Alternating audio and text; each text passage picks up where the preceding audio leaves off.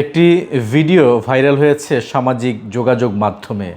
ভিডিওটি মূলত একটি সিসি ক্যামেরার ফুটেজে দেখা যাচ্ছে কয়েকজন ছিনতাইকারী প্রকাশ্য দিবালোকে চকচকে চাপাতি দিয়ে একজন তরুণের পথ রোধ করছে এবং তার সঙ্গে থাকা ব্যাগটি ছিনিয়ে নিচ্ছে। মূলত ঘটনাটি গত 18 মের বিকেলে রাজধানীর মগবাজার এলাকায়। এই ঘটনায় গতকাল মামলা হয়েছে এবং সেই মামলা অনুসন্ধান শুরু করেছে পুলিশ।